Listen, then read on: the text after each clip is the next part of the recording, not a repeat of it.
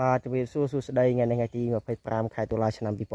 2025បាទបងប្អូនដែលមានតម្រូវការកូនចេកពងមាន់យកទៅដាំបងប្អូនអាចតាក់ទងខ្ញុំបានបាទកូនចេកល្អនេះប៉ុណ្ណេះ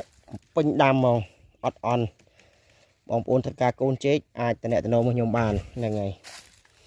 លក់កូនធូថ្លៃបងប្អូនបាទនេះមើលស្និតបាទនេះពេញមកបងប្អូនមានតម្រូវការចេកពងមាន់នេះអាចកំងបានហ្នឹងហើយពូជខ្ញុំធានាពុតគង់ឲ្យរាប់ម៉ឺនដើមហ្នឹងហើយរាប់ម៉ឺនដើមនិយាយចឹងមកដល់បងប្អូនចង់បានប៉ុន្មានក៏មានដែរកោះឲ្យបងប្អូនចាំតែមកដឹកយកទៅបានហើយបាទហ្នឹងហើយបងប្អូនចង់បានប្រមាណម៉ឺនដើមក៏មានដែរហ្នឹងហើយកូនធំប៉ុនកក់ដៃការចេកពងមាន់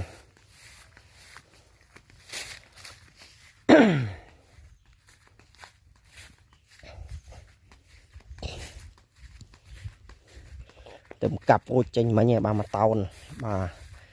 នៅតម្លៃចេក1គីឡូ2000ណាបងប្អូនចេញពីចកាទៅបោះឲ្យ1គីឡូ2000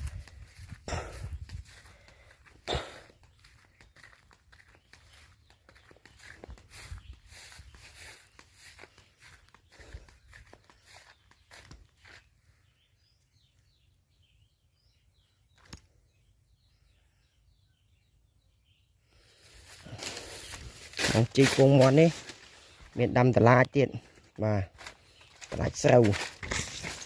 តឡាចស្រូវនេះបោះត្រួយឲ្យចិត្តចេញនេះចិត្តបានផ្លែបាទខាងនោះបានផ្លែខាងនោះ